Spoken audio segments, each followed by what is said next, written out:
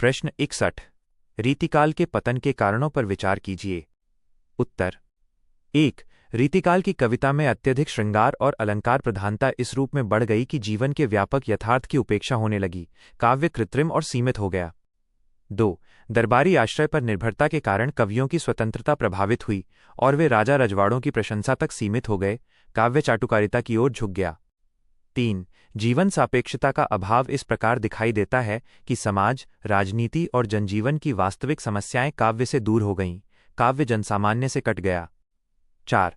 भाषा और शैली की अत्यधिक अलंकारिकता ने काव्य को जटिल और कृत्रिम बना दिया, सरलता और स्वाभाविकता समाप्त होने लगी। 5। विषय वस्तु की सीमितता इस रूप में स्पष्ट होती है कि अधिकांश रचनाएं केवल नायक नायिका भेद और श्रृंगार तक सीमित रहीं, विविधता का अभाव हो गया। 6। सामाजिक और राजनीतिक परिवर्तन, विशेषकर मुगल सत्ता के पतन और नए युग के आगमन ने साहित्य की दिशा बदल दी, नई परिस्थितियों ने नई अभिव्यक्ति की मांग की। 7। नवजागरण और आधुनिक चेतना के उदय के कारण नई साहित्यिक प्रवृत्तियां विकसित हुईं, जिन्होंने रीतिकालीन काव्य को अप्रासंगिक बना दिया, नया युग नई दृष्टि लेकर आया। 8। इस प्रकार रीतिकाल का पतन उसकी आंतरिक सीमाओं, कृत्रिमता, संकीर्णता और दरबारी निर्भरता तथा बाहरी परिवर्तनों के कारण हुआ, जिससे वो आधुनिक युग की आवश्यकताओं के अनुरूप नहीं रह सका। पतन अनिवार्य हो गया। प्रश्न 62। आपकी राय में हिंदी साहित्य के उत्तर मध्य रीतिकाल के लिए समुचित नामकरण क्या हो सकता है? विभिन्न प्रसिद्ध विकल्पों पर विचार करते हुए सतर्क राय प्रस्तुत कीजिए। उत्तर। 1। उत्तर मध्य रीतिकाल के नामकरण को लेकर विद्वानों में मतभेद रहा है, क्योंकि इस काल में अनेक प्रवृत्तियां एक साथ सक्रिय दिखाई देती हैं। यह संक्रमण और विविधता का काल है। 2। रीतिकाल नाम इस रूप में प्रचलित है कि इसमें काव्य रचना के नियम, रीति, अलंकार और श्रृंगार की प्रधानता रही। यह नाम इसकी प्रमुख प्रवृत्ति को दर्शाता है। 3। श्रृंगार काल नाम इस आधार पर दिया गया कि इस समय के अधिकांश काव्य में श्रृंगार रस की प्रधानता है, परंतु ये नाम अन्य प्रवृत्तियों को नजरअंदाज करता है। 4। अलंकार काल नाम भाषा और शैली की दृष्टि से उपयुक्त प्रतीत होता है, क्योंकि अलंकारों का अत्यधिक प्रयोग हुआ, लेकिन ये केवल शिल्प तक सीमित है। 5। दरबारी काल नाम इस रूप में सार्थक लगता है कि अधिकांश कवि राजदरबारों के आश्रित थे। ये सामाजिक संदर्भ को उजागर करता है, पर साहित्यिक विविधता को सीमित कर देता है। 6। उत्तर मध्यकाल या संक्रमण काल नाम इस कारण उचित प्रतीत होते हैं कि ये काल भक्ति और आधुनिक युग के बीच सेतु का कार्य करता है। यह ऐतिहासिक स्थिति को स्पष्ट करता है। 7। आलोचनात्मक दृष्टि से देखा जाए तो कोई एक नाम इस काल की संपूर्ण विशेषताओं को पूर्णतः व्यक्त नहीं कर पाता, हर नाम आंशिक सत्य को ही व्यक्त करता है। 8। इसलिए संतुलित राय ये हो सकती है कि उत्तर मध्य रीतिकाल या संक्रमणकालीन रीतिकाल सबसे उपयुक्त नाम है, क्योंकि ये इस काल की साहित्यिक प्रवृत्तियों और ऐतिहासिक स्थिति दोनों को समेटते हैं। यह नाम व्यापक और संतुलित है। प्रश्न 63। भारतेंदु युगीन साहित्य की प्रमुख विशेषताओं पर विचार कीजिए। क्या इस काल को भारतेंदु युग कहना उचित है? उत्तर। 1। भारतेंदु हरिश्चंद्र के समय का साहित्य नवजागरण, राष्ट्रीय चेतना और सामाजिक सुधार की भावना से प्रेरित है। ये जागरण और परिवर्तन का साहित्य है। 2। राष्ट्रीय भावना की प्रबलता इस रूप में दिखाई देती है कि देश की दुर्दशा, पराधीनता और स्वाधीनता की आकांक्षा प्रमुख विषय बन जाते हैं। देशभक्ति का स्वर मुखर है। 3। सामाजिक सुधार की प्रवृत्ति ये दर्शाती है कि बाल विवाह, पर्दा प्रथा, अंधविश्वास आदि कुरीतियों के विरुद्ध लेखन हुआ, समाज को बदलने की चेतना है। 4। आधुनिकता और नवजागरण का प्रभाव इस प्रकार उभरता है कि पश्चिमी शिक्षा, विज्ञान और तर्कशीलता को अपनाने का आग्रह दिखाई देता है। नई सोच का विकास होता है। 5। भाषा शैली की दृष्टि से खड़ी बोली हिंदी का विकास और प्रसार इस काल की महत्वपूर्ण उपलब्धि है। भाषा सरल और जनसामान्य के निकट होती है। 6। पत्रकारिता और नाटक के विकास को इस रूप में देखा जा सकता है कि पत्र पत्रिकाओं और रंगमंच के माध्यम से जनजागरण का कार्य हुआ, साहित्य समाज से सीधे जुड़ता है। 7। विविध विधाओं, कविता, नाटक, निबंध आदि में सृजनात्मकता और प्रयोगशीलता का विस्तार हुआ, साहित्य बहुआयामी बनता है। 8। इस काल को भारतेंदु युग कहना उचित है, क्योंकि भारतेंदु हरिश्चंद्र ने इस युग की साहित्यिक प्रवृत्तियों को दिशा दी और नेतृत्व प्रदान किया। वे इस युग के प्रमुख प्रवर्तक और केंद्रबिंदु हैं। प्रश्न 64। भारतेंदु और उनके मंडल पर चर्चा कीजिए। उत्तर। 1। भारतेंदु हरिश्चंद्र हिंदी नवजागरण के प्रमुख प्रवर्तक माने जाते हैं, जिन्होंने साहित्य को सामाजिक चेतना, राष्ट्रीय भावना और आधुनिक दृष्टि से जोड़ा। वे आधुनिक हिंदी साहित्य के जनक कहे जाते हैं। 2। उनके नेतृत्व में एक सशक्त साहित्यिक समूह विकसित हुआ, जिसे भारतेंदु मंडल कहा जाता है। यह मंडल नवजागरण की चेतना का केंद्र था। 3. भारतेंदु मंडल के प्रमुख सदस्यों में बालकृष्ण भट्ट, प्रताप नारायण मिश्र, राधाचरण गोस्वामी और बद्री नारायण चौधरी प्रेमघन आदि शामिल थे। ये सभी साहित्य और समाज में सक्रिय थे। 4. इस मंडल की प्रमुख विशेषता ये थी कि इसके सभी सदस्य राष्ट्रीय चेतना और सामाजिक सुधार के उद्देश्य से लेखन करते थे। साहित्य को समाज से जोड़ा गया। 5. पत्रकारिता और पत्र-पत्रिकाओं के माध्यम से इस मंडल ने जनजागरण का कार्य किया, जैसे हिंदी प्रदीप और कवि वचन सुधा। विचारों का प्रसार व्यापक हुआ। 6. भाषा के क्षेत्र में इस मंडल ने खड़ी बोली हिंदी को विकसित और लोकप्रिय बनाने में महत्वपूर्ण भूमिका निभाई। भाषा को सरल और जनसुलभ बनाया गया।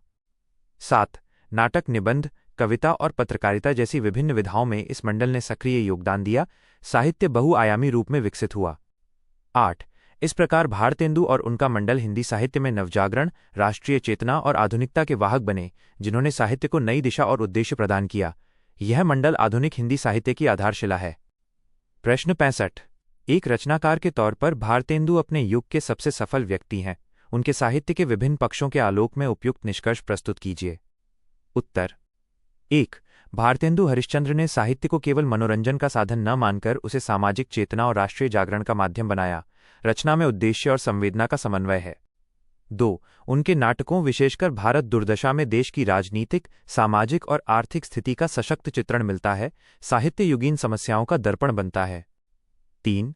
कविता के क्षेत्र में उन्होंने देशभक्ति, सामाजिक सुधार और नवजागरण की भावना को प्रभावी ढंग से व्यक्त किया। कविता में चेतना और भाव दोनों हैं। 4. निबंध और पत्रकारिता में उनकी सक्रियता इस रूप में देखी जाती है कि उन्होंने पत्र-पत्रिकाओं के माध्यम से जनजागरण और विचार प्रसार का कार्य किया। विचारधारा का व्यापक प्रसार हुआ। 5. भाषा शैली की दृष्टि से उन्होंने खड़ी बोली हिंदी को प्रतिष्ठित किया और उसे सरल, स्पष्ट तथा प्रभावशाली रूप दिया। भाषा को जनसामान्य से जोड़ा। 6. विभिन्न विधाओं, नाटक, कविता, निबंध, पत्रकारिता में समान रूप से सफल होना उनकी बहुमुखी प्रतिभा को दर्शाता है। वे सर्वांगीण साहित्यकार हैं। 7. उनके साहित्य में राष्ट्रीय चेतना, सामाजिक सुधार, आधुनिकता और सांस्कृतिक जागरण का समन्वय मिलता है। वे अपने युग की चेतना के प्रतिनिधि हैं। 8. इसलिए यह कहा जा सकता है कि भारतेंदु अपने युग के सबसे सफल रचनाकार हैं, क्योंकि उन्होंने साहित्य को नई दिशा, उद्देश्य और व्यापकता प्रदान की।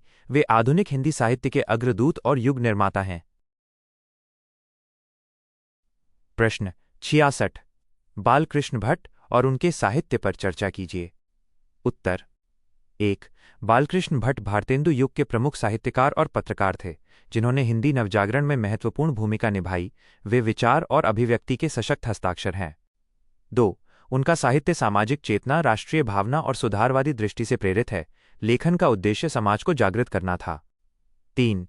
निबंध लेखन में उनकी विशेष पहचान है, जहां उन्होंने विभिन्न सामाजिक, राजनीतिक और सांस्कृतिक विषयों पर गंभीर और प्रभावशाली विचार प्रस्तुत किए। निबंधों में तर्क और विचार की प्रधानता है। 4. पत्रकारिता के क्षेत्र में उन्होंने हिंदी प्रदीप पत्रिका का संपादन किया, जो उस समय जनजागरण का प्रमुख माध्यम बनी। पत्रकारिता से समाज पर व्यापक प्रभाव पड़ा। 5. उनकी भाषा शैली सरल, स्पष्ट और प्रभावशाली है, जिसमें विचारों को सहज रूप में प्रस्तुत किया गया है। भाषा जनसामान्य के अनुकूल है। 6. सामाजिक कुरीतियों और अंधविश्वासों के विरोध में उनका लेखन इस रूप में सामने आता है कि वे समाज में सुधार और जागरूकता लाना चाहते थे। वे सुधारवादी चिंतक थे। 7. भारतेंदु मंडल के सक्रिय सदस्य के रूप में उन्होंने नवजागरण की चेतना को आगे बढ़ाने में योगदान दिया। वे उस युग की प्रमुख धारा से जुड़े थे। 8. इस प्रकार बालकृष्ण भट्ट हिंदी साहित्य में निबंध और पत्रकारिता के क्षेत्र के महत्वपूर्ण साहित्यकार हैं, जिनका योगदान समाज जागरण और आधुनिक चेतना के विकास में अत्यंत महत्वपूर्ण है। वे नवजागरण के सशक्त प्रवक्ता हैं। प्रश्न 67. संपादक भारतेंदु, कवि वचन सुधा और हरिश्चंद्र मैगजीन पर चर्चा कीजिए। उत्तर। 1. भारतेंदु हरिश्चंद्र केवल साहित्यकार ही नहीं, बल्कि एक दूरदर्शी संपादक भी थे, जिन्होंने पत्र-पत्रिकाओं के माध्यम से हिंदी नवजागरण को गति दी। संपादन उनके साहित्यिक व्यक्तित्व का महत्वपूर्ण पक्ष है। 2. कवि वचन सुधा पत्रिका का संपादन इस रूप में किया गया कि ये साहित्य, संस्कृति और राष्ट्रीय चेतना का प्रमुख मंच बन गई।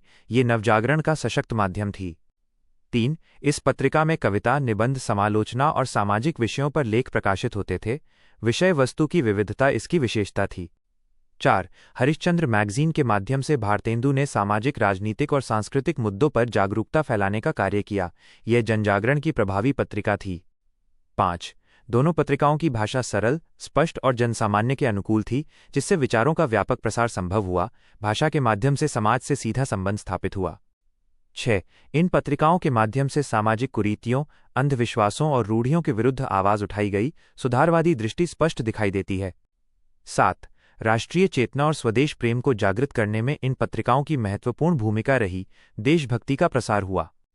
8. इस प्रकार कवि वचन सुधा और हरिश्चंद्र मैगजीन भारतेंदु के संपादकीय कौशल और नवजागरण की चेतना के सशक्त उदाहरण हैं, जिन्होंने हिंदी साहित्य और समाज को नई दिशा प्रदान की। संपादन उनके युग निर्माण का प्रमुख साधन था। प्रश्न 68। हिंदी प्रदीप का महत्व स्पष्ट कीजिए। उत्तर। 1. हिंदी प्रदीप भारतेंदु युग की एक महत्वपूर्ण पत्रिका थी, जिसने हिंदी नवजागरण में केंद्रीय भूमिका निभाई। ये जनजागरण का प्रभावशाली माध्यम बनी। 2. इसके संपादक बालकृष्ण भट्ट ने इसे सामाजिक, राजनीतिक और सांस्कृतिक चेतना के प्रसार का मंच बनाया। संपादन में दूरदर्शिता और प्रतिबद्धता थी। 3. इस पत्रिका के माध्यम से राष्ट्रीय भावना और देशभक्ति को व्यापक रूप से फैलाया गया, जनमानस में राष्ट्र चेतना जागृत हुई।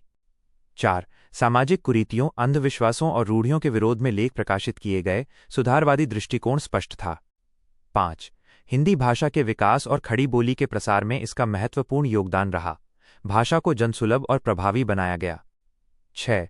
विभिन्न साहित्यिक विधाओं, निबंध, कविता, समालोचना आदि को मंच प्रदान कर साहित्य को समृद्ध किया गया, साहित्यिक विकास को गति मिली। 7. ये पत्रिका विचारों के आदान प्रदान और बौद्धिक चर्चा का केंद्र बनी, समाज में वैचारिक जागृति आई। 8. इस प्रकार हिंदी प्रदीप हिंदी नवजागरण का एक प्रमुख स्तंभ था, जिसने समाज, भाषा और साहित्य के विकास में अत्यंत महत्वपूर्ण योगदान दिया। ये युग की चेतना का वाहक बना। प्रश्न 69। प्रताप नारायण मिश्र और उनके साहित्य पर चर्चा कीजिए। उत्तर। 1. प्रताप नारायण मिश्र भारतेंदु युग के प्रमुख साहित्यकार, पत्रकार और व्यंग्यकार थे, जिन्होंने हिंदी नवजागरण की चेतना को सशक्त रूप दिया। वे अपने समय के सजग और निर्भीक लेखक थे। 2. उनका साहित्य सामाजिक सुधार, राष्ट्रीय भावना और जनजागरण से प्रेरित है। लेखन का उद्देश्य समाज को जागरूक करना था। 3. व्यंग्य लेखन में उनकी विशेष पहचान है, जहां उन्होंने समाज की कुरीतियों, अंधविश्वासों और ढोंग पर तीखा प्रहार किया। व्यंग्य में प्रभाव और चुटीलापन है।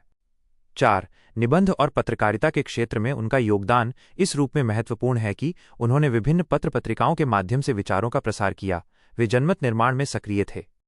5. भाषा शैली सरल, बोलचाल के निकट और प्रभावशाली है, जिसमें हास्य और व्यंग्य का सुंदर समन्वय मिलता है। भाषा में सहजता और चुटीलापन है। 6. राष्ट्रप्रेम और देशभक्ति की भावना उनके साहित्य में इस प्रकार उभरती है कि वे देश की दुर्दशा पर चिंता व्यक्त करते हैं। राष्ट्रीय चेतना स्पष्ट दिखाई देती है। 7. भारतेंदु मंडल के सदस्य के रूप में उन्होंने नवजागरण की धारा को आगे बढ़ाया। वे युगीन चेतना के वाहक थे। 8. इस प्रकार प्रताप नारायण मिश्र हिंदी साहित्य में व्यंग्य, निबंध और पत्रकारिता के महत्वपूर्ण साहित्यकार हैं, जिनका योगदान समाज सुधार और जागरण में अत्यंत महत्वपूर्ण है। वे व्यंग्य और चेतना के सशक्त प्रतिनिधि हैं।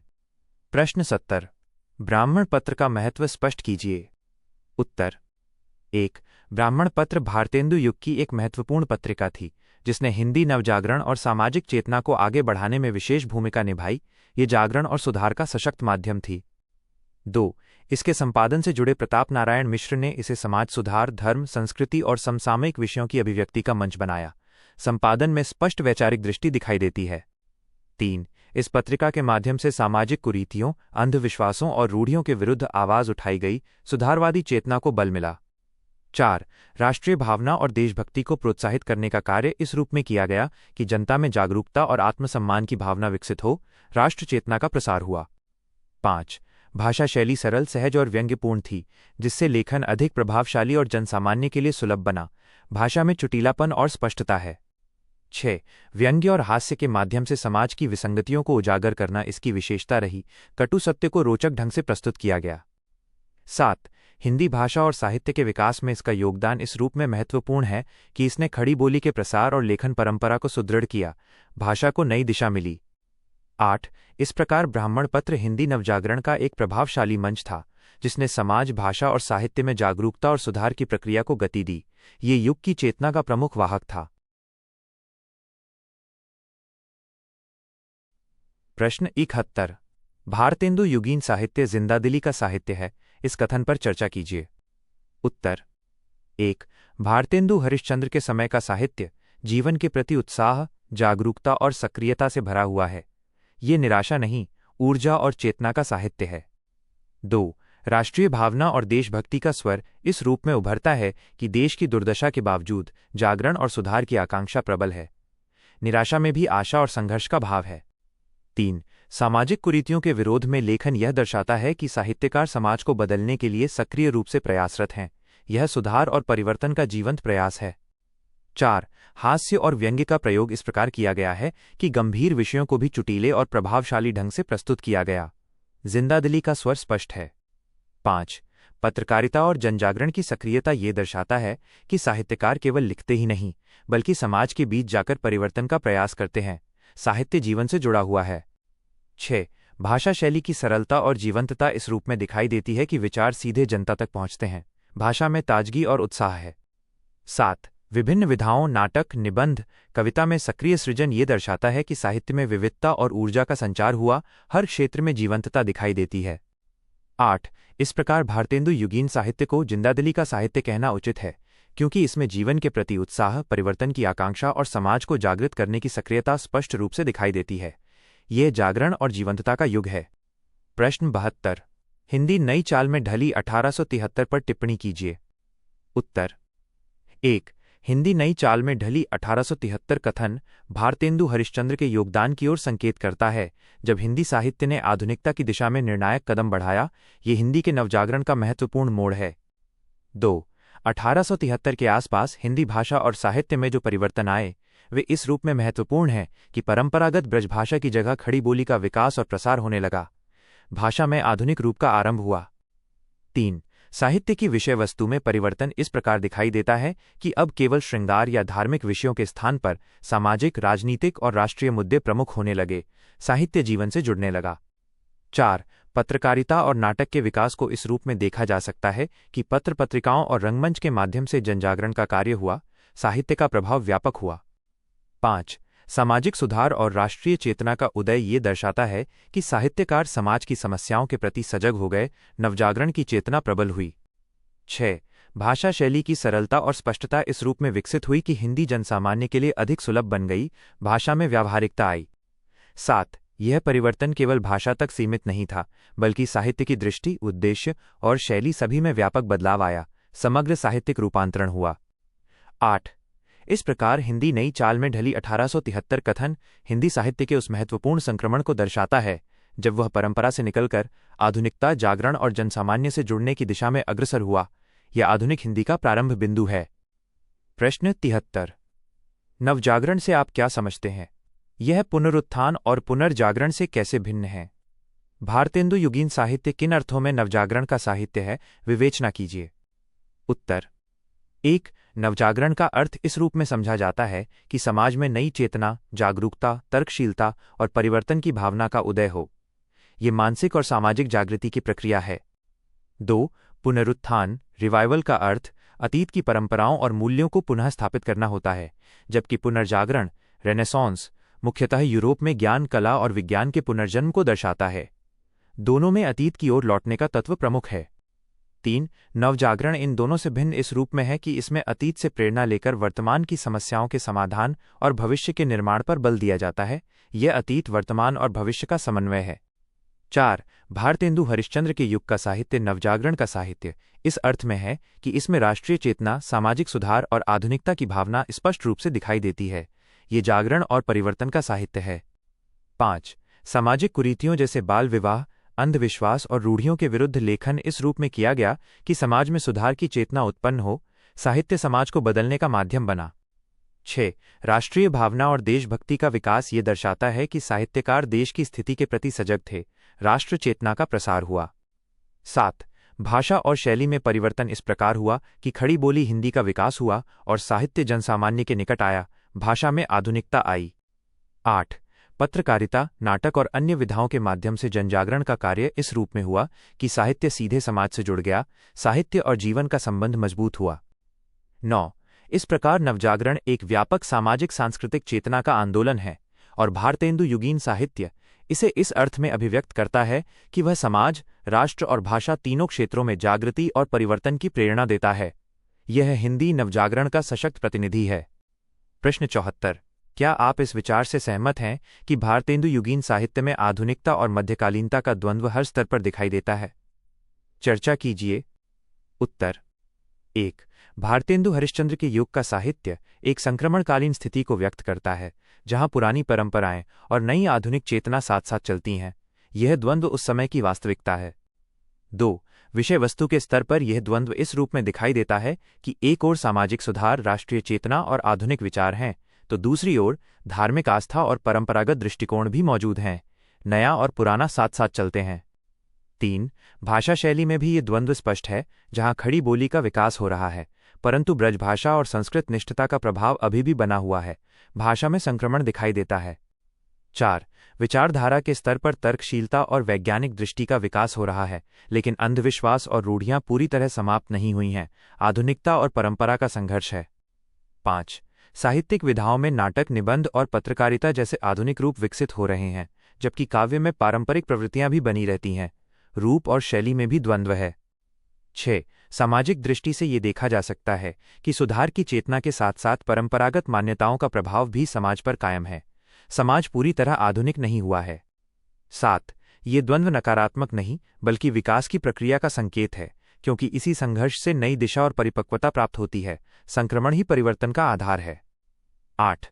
इसलिए यह कहना उचित है कि भारतेंदु युगीन साहित्य में आधुनिकता और मध्यकालीनता का द्वंद्व हर स्तर पर दिखाई देता है, और यही द्वंद्व इस युग की विशेषता और प्रगति का आधार भी है। यह युग परिवर्तन और विकास का प्रतीक है। प्रश्न 75। भारतेंदु युग और भाषाई द्वंद्व पर चर्चा कीजिए। उत्तर। 1। भारतेंदु हरिश्चंद्र के समय हिंदी साहित्य एक संक्रमण काल से गुजर रहा था, जहां भाषा के स्तर पर गहरा द्वंद्व दिखाई देता है। पुरानी और नई भाषाई प्रवृत्तियां आमने सामने थीं। 2। ब्रजभाषा और खड़ी बोली के बीच संघर्ष इस रूप में स्पष्ट था कि परंपरागत काव्य भाषा ब्रजभाषा थी, जबकि आधुनिक गद्य और नाटक के लिए खड़ी बोली उभर रही थी। भाषा के रूपांतरण का दौर था। 3। संस्कृतनिष्ठ और तद्भव देशज शब्दों के प्रयोग में भी द्वंद्व दिखाई देता है, जहां एक ओर भाषा को शुद्ध और उच्च बनाने की प्रवृत्ति थी, वहीं दूसरी ओर उसे सरल और जनसुलभ बनाने का प्रयास, शुद्धता और सहजता का संघर्ष था। 4। हिंदी और उर्दू के बीच का विवाद भी इस समय प्रमुख था, जिसमें लिपि, देवनागरी बनाम फारसी और शब्दावली को लेकर मतभेद थे। भाषा के साथ पहचान और संस्कृति का प्रश्न जुड़ा था। 5। पत्रकारिता और साहित्य के माध्यम से खड़ी बोली को स्थापित करने का प्रयास इस रूप में हुआ कि इसे जनसंचार और आधुनिक अभिव्यक्ति का माध्यम बनाया गया, नई भाषा को आधार मिला। 6।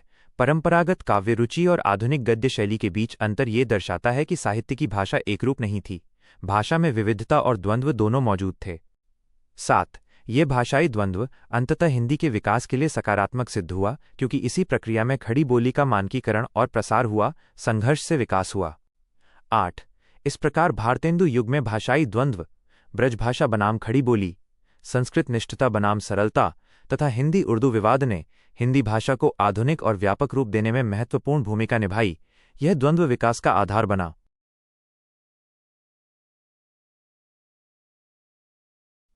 प्रश्न 76। द्विवेदी युगीन साहित्य की प्रमुख विशेषताओं पर चर्चा कीजिए। उत्तर। 1। महावीर प्रसाद द्विवेदी के नेतृत्व में विकसित इस युग का साहित्य सुधारवादी, नैतिक और उद्देश्यपूर्ण है। साहित्य समाज निर्माण का साधन बनता है। 2। राष्ट्रीय चेतना की प्रबलता इस रूप में दिखाई देती है कि देशभक्ति, स्वदेशी भावना और स्वतंत्रता की आकांक्षा प्रमुख विषय बनते हैं। राष्ट्रहित सर्वोपरि माना गया। 3। सामाजिक सुधार की प्रवृत्ति ये दर्शाता है कि बाल विवाह, जातिवाद, अशिक्षा और अंधविश्वास के विरुद्ध लेखन हुआ, समाज को बदलने का स्पष्ट प्रयास है। 4। नैतिकता और आदर्शवाद का प्रभाव इस प्रकार उभरता है कि साहित्य में उच्च आदर्शों, कर्तव्य और चरित्र निर्माण पर बल दिया गया, साहित्य शिक्षाप्रद बन जाता है। 5। भाषा शैली की दृष्टि से खड़ी बोली हिंदी का मानकीकरण और परिष्कार हुआ, भाषा अधिक शुद्ध, सुसंगठित और व्यावहारिक बनी। 6। गद्य विधाओं, निबंध, आलोचना, इतिहास, पत्रकारिता का विकास इस रूप में हुआ कि साहित्य का बौद्धिक पक्ष मजबूत हुआ, विचार प्रधानता बढ़ी। 7। काव्य में उपयोगितावाद और संदेशात्मकता की प्रधानता ये दर्शाता है कि कविता का उद्देश्य केवल सौंदर्य नहीं, बल्कि समाजोपयोगिता भी है। काव्य में उद्देश्य की स्पष्टता है। 8। अनुशासन और नियमबद्धता इस युग की विशेषता है, जहां साहित्य को दिशा और मानक प्रदान किए गए, साहित्य संगठित और नियंत्रित रूप में विकसित हुआ। 9. इस प्रकार द्विवेदी युगीन साहित्य राष्ट्रीय चेतना, सामाजिक सुधार, नैतिकता और भाषा परिष्कार की दृष्टि से अत्यंत महत्वपूर्ण है। यह हिंदी साहित्य के विकास का आधार स्तंभ है। प्रश्न 77। द्विवेदी युगीन साहित्य और नवजागरण पर चर्चा कीजिए। उत्तर 1. महावीर प्रसाद द्विवेदी के नेतृत्व में विकसित द्विवेदी युग हिंदी नवजागरण का परिपक्व और संगठित चरण है। ये जागरण की चेतना को दिशा देने वाला काल है। 2. नवजागरण की मूल भावना और तर्कशीलता, जागरूकता और परिवर्तन इस युग के साहित्य में स्पष्ट रूप से दिखाई देती है। साहित्य समाज को जागृत करने का माध्यम बनता है। 3. राष्ट्रीय चेतना का विकास इस रूप में हुआ कि स्वदेशी आंदोलन, देशभक्ति और स्वतंत्रता की आकांक्षा प्रमुख विषय बन गए। राष्ट्र जागरण का सशक्त स्वर है। 4. सामाजिक सुधार की प्रवृत्ति ये दर्शाता है कि बाल विवाह, जाति प्रथा, अशिक्षा और अंधविश्वास के विरुद्ध लेखन किया गया। समाज को सुधारने का उद्देश्य प्रमुख है। 5. शिक्षा, विज्ञान और आधुनिक विचारों के प्रचार को इस रूप में देखा जा सकता है कि साहित्य ने लोगों को नई सोच अपनाने के लिए प्रेरित किया। आधुनिकता का प्रसार हुआ। 6. भाषा परिष्कार और खड़ी बोली के विकास ने नवजागरण को मजबूत आधार दिया। भाषा के माध्यम से विचारों का व्यापक प्रसार संभव हुआ। 7. पत्रकारिता और गद्य विधाओं के विकास से नवजागरण की चेतना समाज के व्यापक वर्ग तक पहुंची। विचारों का विस्तार हुआ। 8. भारतेंदु युग में आरंभ हुई नवजागरण की चेतना को द्विवेदी युग में व्यवस्थित, अनुशासित और व्यापक रूप मिला। ये नवजागरण का परिपक्व चरण है। 9. इस प्रकार द्विवेदी युगीन साहित्य नवजागरण का सशक्त प्रतिनिधि है, जिसने समाज, राष्ट्र और भाषा तीनों क्षेत्रों में जागृति और परिवर्तन की प्रक्रिया को आगे बढ़ाया। यह जागरण से निर्माण की ओर बढ़ने वाला काल है। प्रश्न 78। द्विवेदी युगीन साहित्य में स्वच्छंदतावाद पर चर्चा कीजिए। उत्तर 1. महावीर प्रसाद द्विवेदी के नेतृत्व में विकसित द्विवेदी युग का साहित्य मूलतः अनुशासित, सुधारवादी और उद्देश्य प्रधान रहा, इसलिए इसमें स्वच्छंदतावाद की प्रवृत्ति सीमित रूप में ही दिखाई देती है। यह काल स्वच्छंदता की अपेक्षा नियंत्रण का है। 2. स्वच्छंदतावाद का अर्थ इस रूप में समझा जाता है कि साहित्य में व्यक्तिगत भावनाओं, कल्पना और स्वतंत्र अभिव्यक्ति को महत्व दिया जाए। व्यक्ति केंद्रितता इसका मूल है। 3. द्विवेदी युग में इस प्रवृत्ति का आंशिक प्रभाव कुछ कवियों में दिखाई देता है, जहां भावनात्मकता और कल्पनाशीलता का प्रवेश होता है। स्वच्छंदता की हल्की झलक मिलती है। 4. परंतु समग्र रूप में इस युग में साहित्य को समाज सुधार, नैतिकता और उपयोगिता के दायरे में रखा गया। व्यक्ति से अधिक समाज को महत्व मिला। 5. भाषा और शैली में भी अनुशासन और शुद्धता पर बल दिया गया, जिससे अभिव्यक्ति पर नियंत्रण बना रहा, स्वतंत्रता सीमित रही।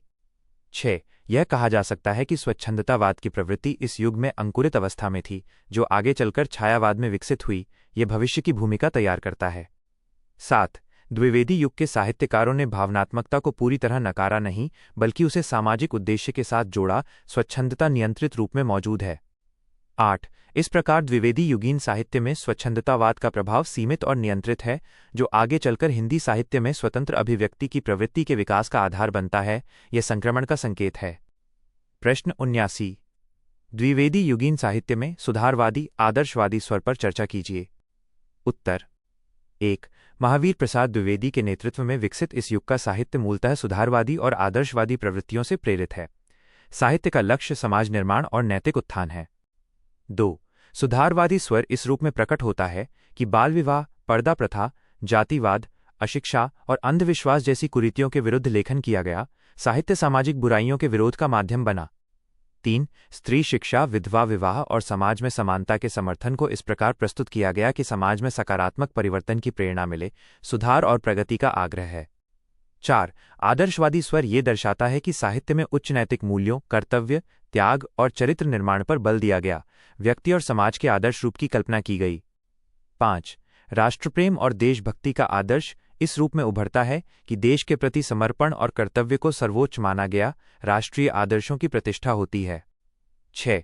काव्य और गद्य दोनों में उपयोगितावाद का प्रभाव ये दर्शाता है कि साहित्य केवल सौंदर्य के लिए नहीं, बल्कि समाजोपयोगिता के लिए भी रचा गया।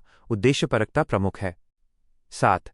भाषा और शैली की स्पष्टता तथा सरलता इस रूप में विकसित हुई कि विचारों को सीधे और प्रभावी ढंग से प्रस्तुत किया जा सके। संदेश को प्राथमिकता दी गई।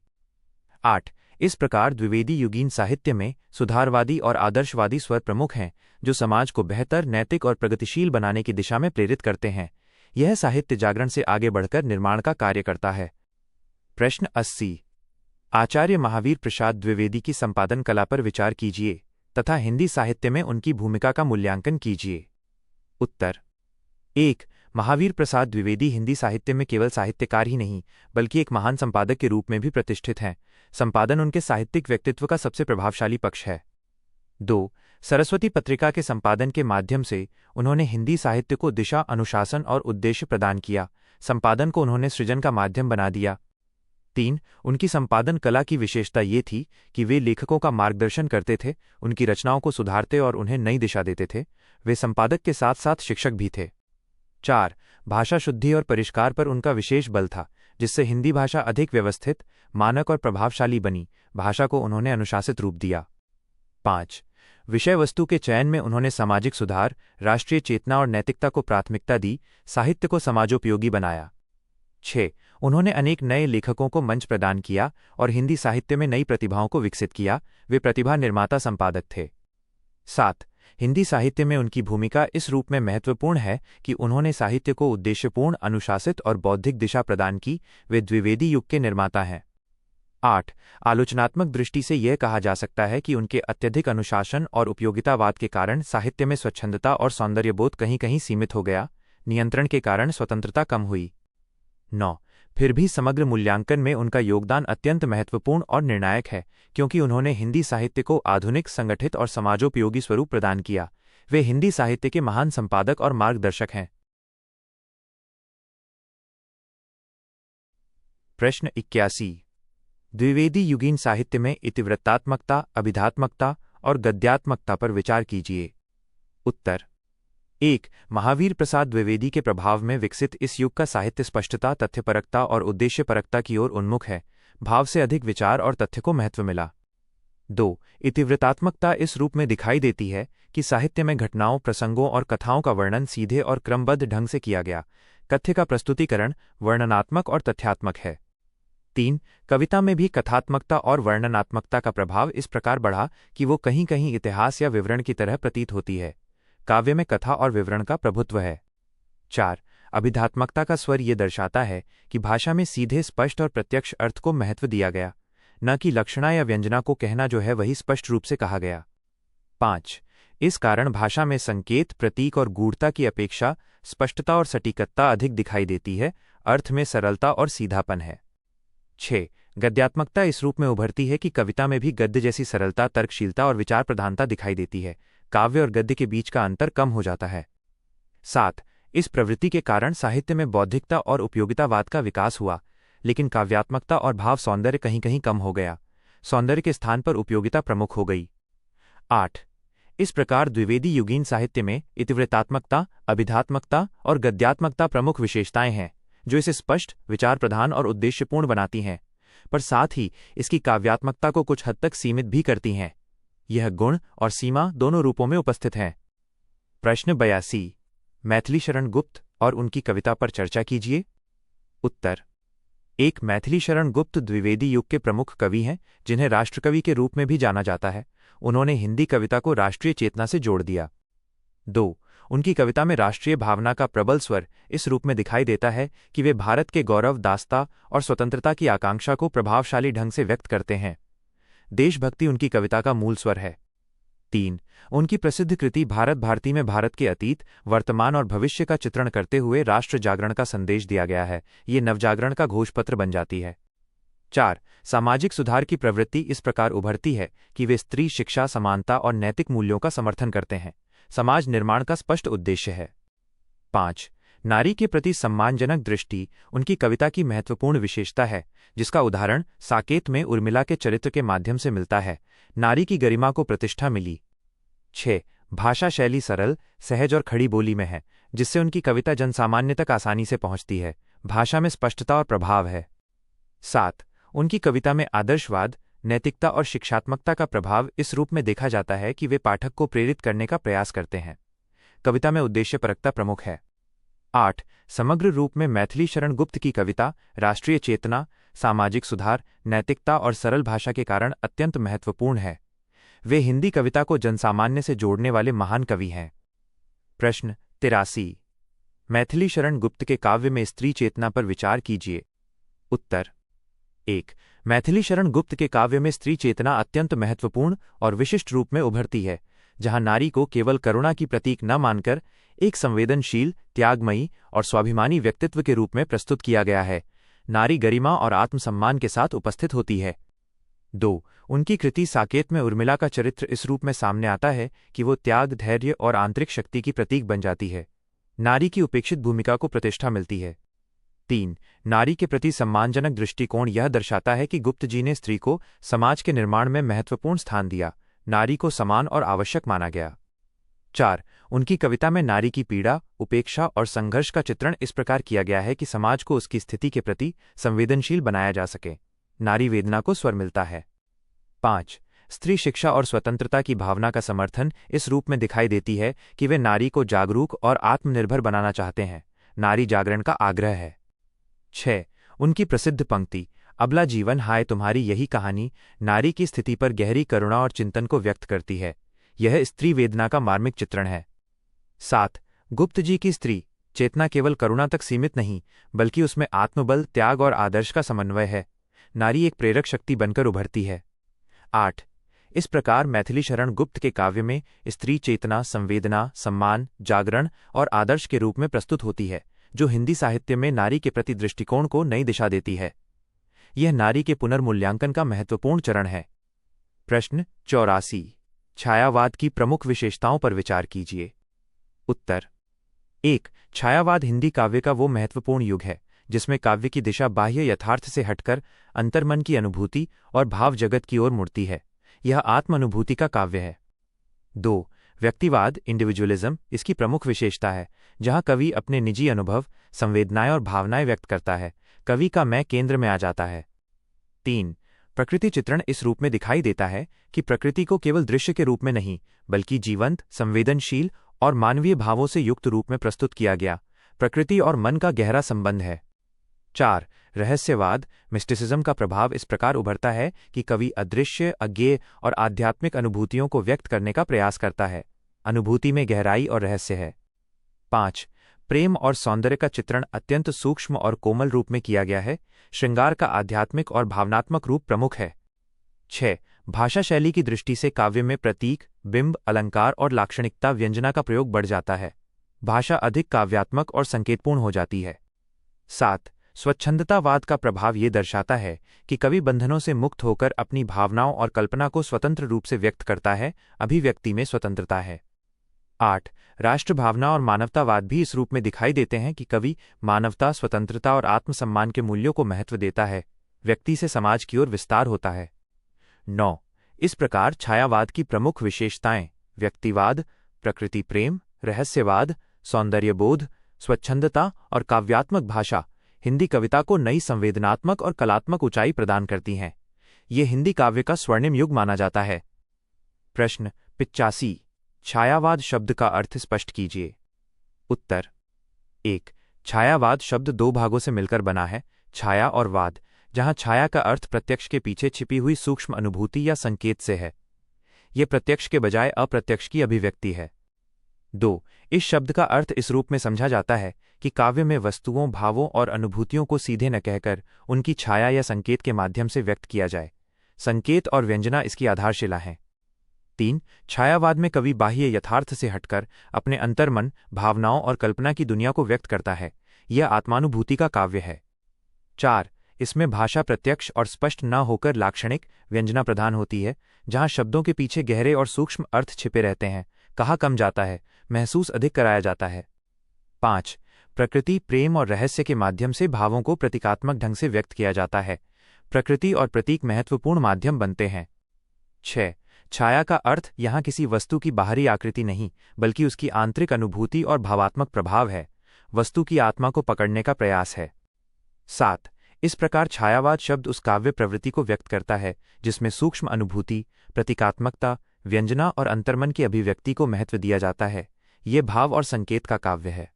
8. इसलिए छायावाद को हिंदी काव्य का वह युग कहा जाता है जहां प्रत्यक्ष के स्थान पर अप्रत्यक्ष, स्थूल के स्थान पर सूक्ष्म और बाह्य के स्थान पर आंतरिक अनुभूति को प्रधानता दी गई। यह संवेदनात्मक और कलात्मक अभिव्यक्ति का युग है। प्रश्न 86, छायावाद के संबंध में आचार्य शुक्ल के मत पर विचार कीजिए। उत्तर 1. रामचंद्र शुक्ल ने छायावाद को हिंदी काव्य की एक महत्वपूर्ण प्रवृत्ति मानते हुए उसकी सीमाओं और विशेषताओं दोनों पर विचार किया। वे संतुलित और आलोचनात्मक दृष्टि रखते हैं। 2. आचार्य शुक्ल के अनुसार छायावाद में व्यक्तिवाद और आत्मानुभूति की प्रधानता है, जहां कवि अपने निजी भावों और अनुभूतियों को केंद्र में रखता है, काव्य का केंद्र मैं हो जाता है। 3. उन्होंने छायावाद की भाषा को अत्यधिक लाक्षणिक, प्रतीकात्मक और कहीं कहीं अस्पष्ट माना, अर्थ स्पष्ट न होकर संकेतों में छिपा रहता है। 4. शुक्ल जी का मानना था कि छायावादी कवियों ने बाह्य यथार्थ और सामाजिक जीवन से कुछ दूरी बना ली, जीवन के ठोस यथार्थ की उपेक्षा दिखाई देती है। 5. उन्होंने ये भी कहा कि छायावाद में रहस्यवाद और भावुकता का अतिरेक है, जिससे काव्य में ठोस विचार और स्पष्टता कम हो जाती है, भाव अधिक, विचार कम दिखाई देते हैं। 6. फिर भी उन्होंने छायावाद के योगदान को स्वीकार करते हुए ये माना कि इसने हिंदी काव्य में नवीनता, संवेदनशीलता और सौंदर्य बोध का विकास किया, काव्य को नई दिशा मिली। 7. छायावाद के माध्यम से भाषा में काव्यात्मकता, बिंब, प्रतीक और व्यंजना की शक्ति बढ़ी, अभिव्यक्ति अधिक कलात्मक हुई। 8. इस प्रकार आचार्य शुक्ल का मत छायावाद के प्रति आलोचनात्मक होते हुए भी संतुलित है, जिसमें उन्होंने इसकी सीमाओं, अस्पष्टता और यथार्थ से दूरी के साथ साथ इसके योगदान, नवीनता और सौंदर्य बोध को भी स्वीकार किया। वे न तो पूर्णतः विरोध करते हैं, न पूर्ण समर्थन। प्रश्न 87. छायावाद के संबंध में आचार्य शांतिप्रिय द्विवेदी का मत छायावाद गांधीवाद का साहित्यिक संस्करण है, पर चर्चा कीजिए।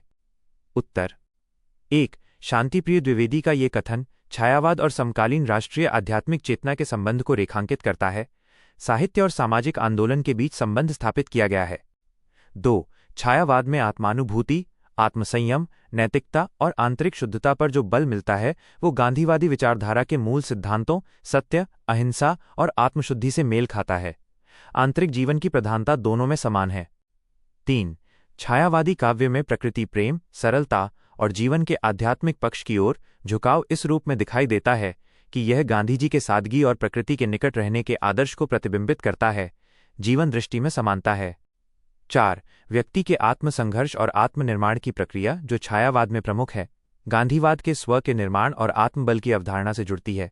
आत्मिक विकास दोनों का केंद्र है। 5.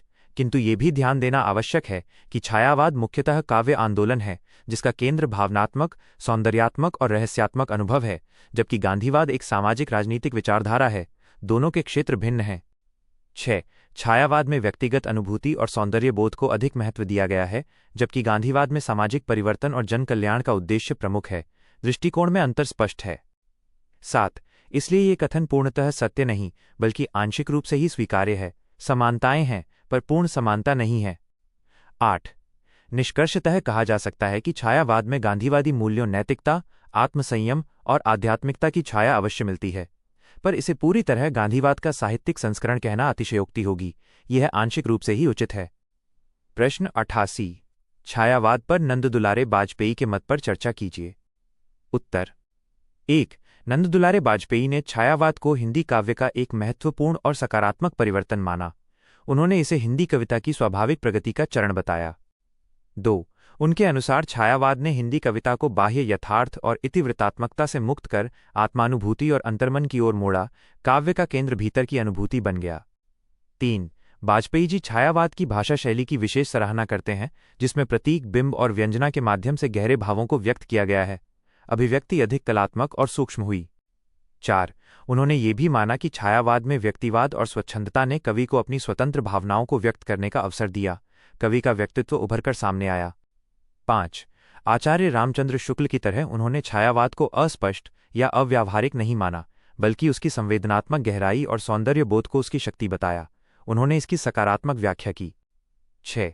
बाजपेयी जी के अनुसार छायावाद ने हिंदी काव्य को भाव, कल्पना और सौंदर्य की दृष्टि से समृद्ध किया। ये काव्य की उन्नति का संकेत है। 7.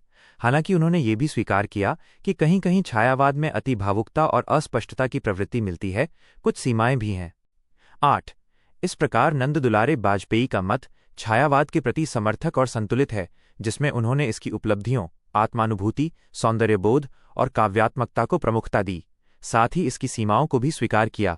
वे इसे हिंदी काव्य का उन्नत चरण मानते हैं। प्रश्न 89.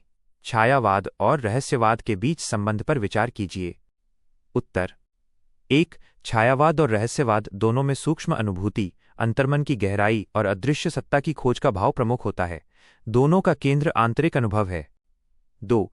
छायावाद में कवि अपने भावों, कल्पनाओं और संवेदनाओं को प्रतीक, बिंब और संकेत के माध्यम से व्यक्त करता है, जबकि रहस्यवाद में ये अनुभूति किसी परम सत्ता या आध्यात्मिक सत्य से जुड़ जाती है।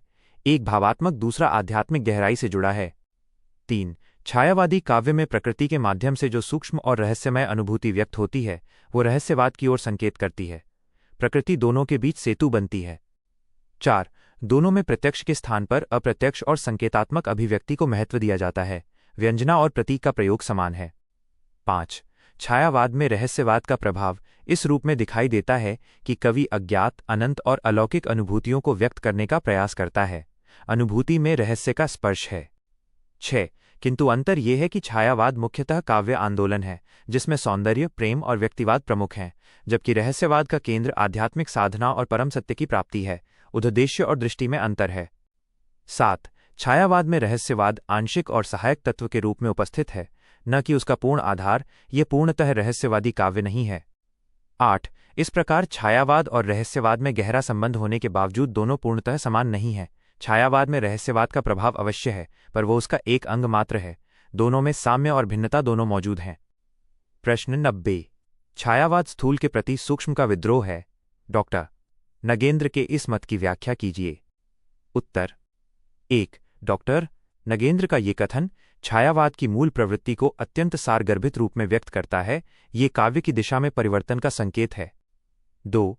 स्थूल का अर्थ यहाँ बाह्य यथार्थ, इतिवृत्तात्मकता, तथ्यात्मकता और प्रत्यक्ष वर्णन से है, जो पूर्ववर्ती द्विवेदी युगीन काव्य की प्रमुख विशेषताएं थीं, जहाँ बाहरी घटनाओं और स्पष्ट अर्थ पर जोर था।